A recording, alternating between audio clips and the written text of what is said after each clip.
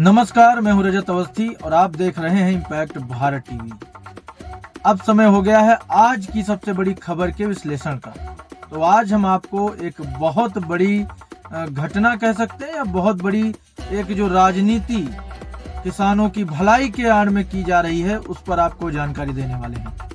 हम बात कर रहे हैं किसानों की जो इस समय दिल्ली की ओर कूच हो रहा है उस पर। आपको याद होगा कुछ समय पहले भारत सरकार ने किसानों के हित में कुछ नए कानून बनाए थे, लेकिन उनका विरोध कुछ इस तरह होने लगा कि ऐसा लगा जैसे मानो आफत आ गई हो, मानो उससे किसानों का केवल बुरा ही बुरा होना है।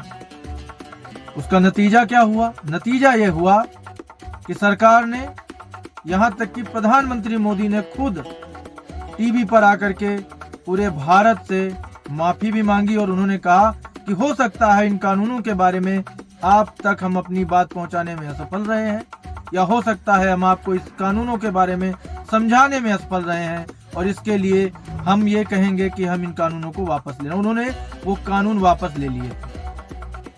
लेकिन क्या जो कानून लाए गए थे उन पर चर्चा हुई? क्या उन कानूनों के बारे में पूरी जानकारी किसी को थी? नहीं थी। कुछ संगठन बीच में कूदे और उन्होंने किसानों के आंदोलन के आड़ में खुद का एक एजेंडे से भरा हुआ आंदोलन चलाया। उस समय एक चेहरा काफी पॉपुलर हुआ था, भारतीय किसान यूनियन के जो अध्यक्ष हैं राकेश टिकैत का। उनका उस समय का एक सीरीज चल रही थी, हर न्यूज चैनल पे जाकर के वो जो है अपना इंटरव्यू देते थे और उस इंटरव्यू में जब वो सरकार के बनाए हुए कानूनों की बात करते थे तो ऐसा लग रहा था कि मानो सरकार ने वो किसानों के लिए कानून न बनाया हो, काला पानी की सजा दे दी हो।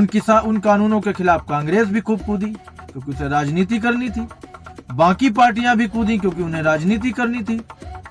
लेकिन क्या वही पार्टियां कभी कोरोना काल में उन किसानों का हाल पूछने गई? क्या राकेश टिकैत खुद कभी कोरोना काल में उन किसानों के घर गए और पूछा कि आप खाना आपको मिला है या नहीं, आप भूखे सो रहे हो या आप पेट भर के खा के सो रहे हो?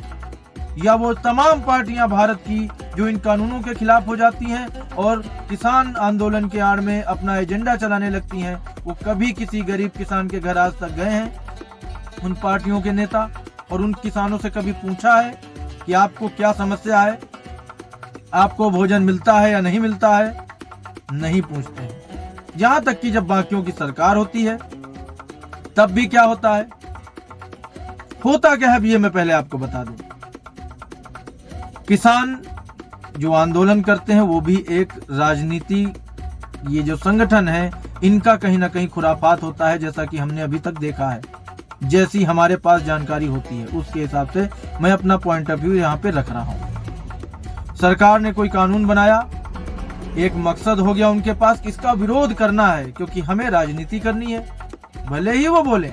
और राकेश टिकैत तो उस समय मतलब किसी भी न्यूज चैनल पे किसी से कैसे बात कर रहे थे आप सब देख रहे थे और कैसे गुमराह किया जा रहा था उस समय किसानों को। तो एक बार फिर वही चीजें हुई हैं, किसानों को उकसाया गया, वो कूच कर गए दिल्ली के लिए, लेकिन वहां बैरिकेडिंग की गई, उसे तोड़ा गया किसानों के द्वारा। अब किसान कहे या उनके बीच में घुस गए कुछ उपद्रवी भी बोल सकते हैं, क्योंकि एक अन्नदाता, एक आम किसान कभी भी इस तरह के काम नहीं करेगा। भारत में आप ये समझ लो कि 65% से अधिक लोग अभी भी किसानी करते हैं और वो किसान लोगों का पेट भरने के लिए रात दिन मेहनत करते हैं। उनका एक मकसद होता है कि मेरी मेहनत का फल मुझे मिल जाए। लेकिन ये जो एजेंडे वाले लोग हैं ये उनकी इस आवाज का फायदा उठाते हैं, बीच में खुद घुस जाते हैं और तमाम तरीके से सरकार पर आरोप प्रत्यारोप शुरू कर देते हैं। यानी आंदोलन तो साइड हो जाता है, राजनीति चलने लगती है। ये अक्सर देखा गया है और आगे भी देखा जा रहा है। तो अब एक इस पूरी घटना की आपको मैं विश्लेषण करके बताऊं, उससे पहले मैं कुछ और चीजें बताना चाहता हूं आपको। मैं आज बात पहले तो यही करूंगा कि जो भारतीय किसान यूनियन है और उसके जो अध्यक्ष राकेश टिकैत हैं, वो जिस तरह से न्याय की बात करते हैं, इंसाफ की बात करते हैं, तो क्या उनकी पार्टी और उसके कार्यकर्ता न्याय के पक्ष में रहते हैं? कभी मेरे पास कई ऐसे केस आए, मामले आए, जहां पर यह देखा गया कि उनके जो कार्यकर्ता हैं वो थाने और चौकियों पर अपनी थोड़ा सा दबाव बनाने की कोशिश करते हैं।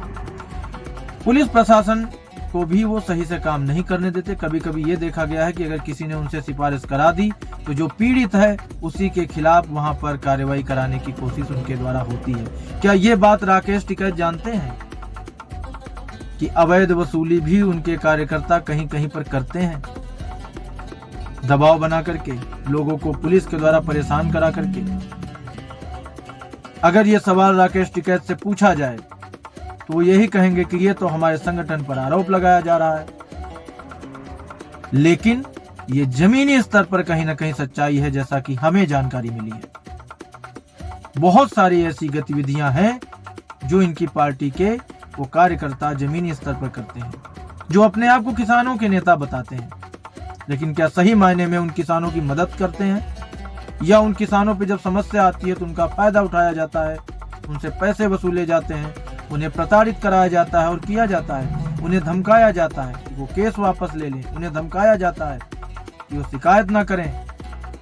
ये सब भी हो रहा है।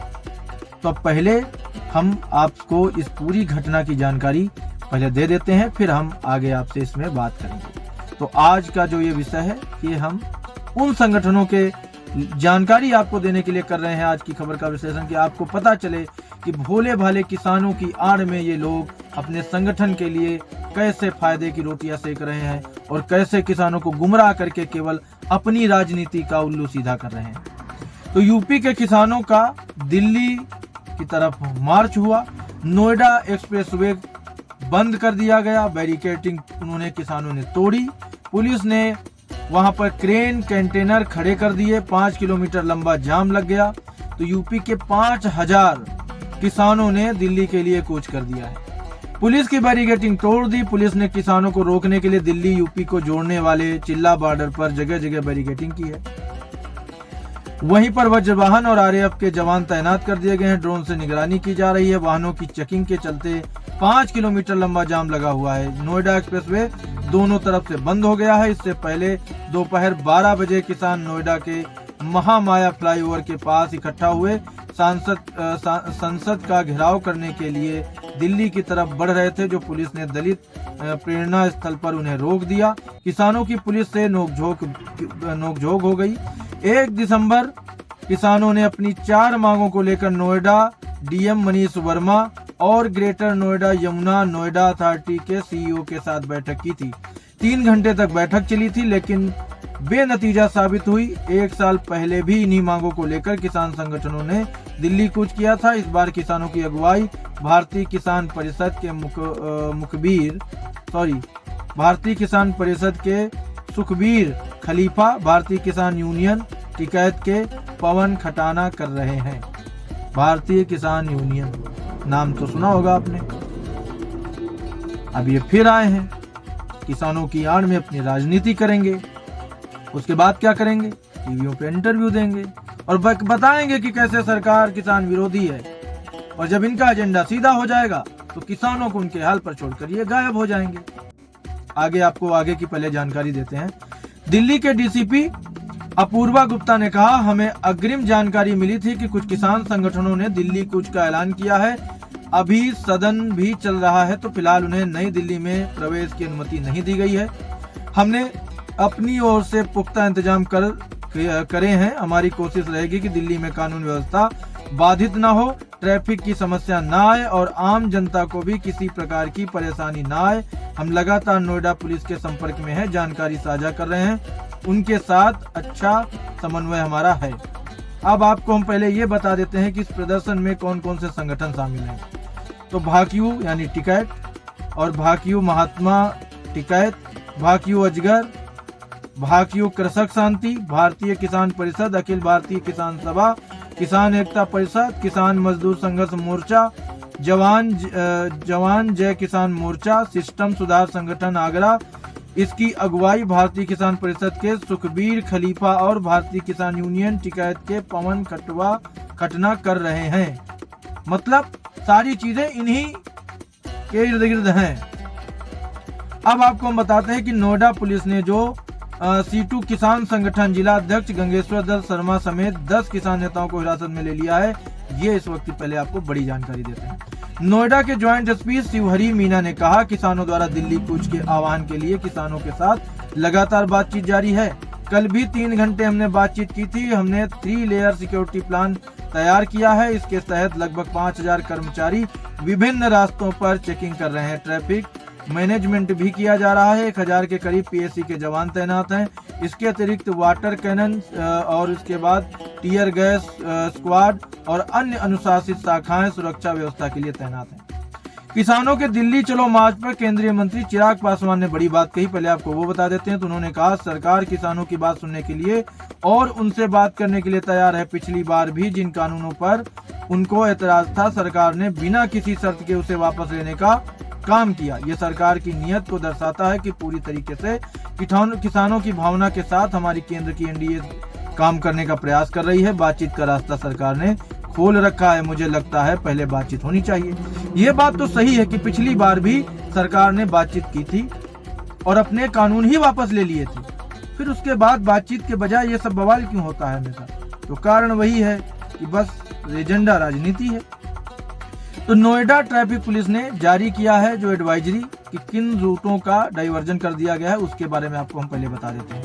पहला, चिल्ला बॉर्डर से ग्रेटर नोएडा की ओर जाने वाले वाहन गोल चक्कर चौक से होकर संदीप पेपर मिल चौक झुंडपुरा चौक जाएंगे। दूसरा, डीएनडी बॉर्डर से दिल्ली जाने वाले वाहन फिल्म सिटी फ्लाईओवर से होकर जाएंगे।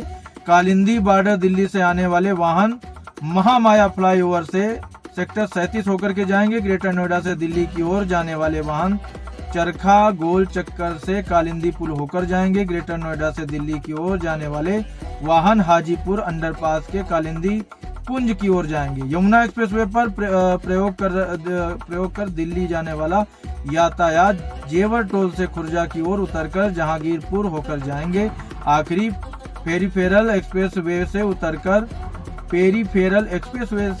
से उतरकर सिरसा परी चौक होकर दिल्ली जाने वाला यातायात सिरसा पर न उतरकर दादरी डासना होकर के जाएंगे। नोएडा एक्सप्रेसवे दोनों तरफ से बंद कर दिया गया है। ग्रेटर नोएडा जाने वाले वाहनों को सेक्टर 18 से डाइवर्ट किया गया है।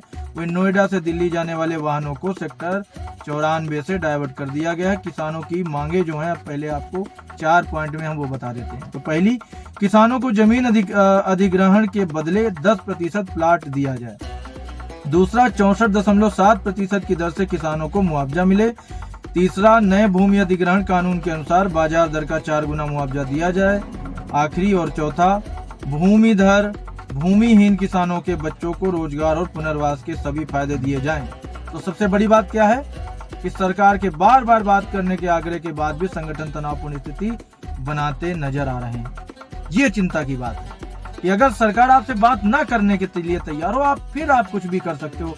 लेकिन अगर वो बात करने के लिए तैयार है, उसके बाद भी अगर आप केवल ये आंदोलन करो और ये बैरिकेडिंग तोड़ो और आप भीड़ इकट्ठा करो, ये चीजें मेरे हिसाब से जबरदस्ती देश में अशांति फैलाने की कोशिश होती है।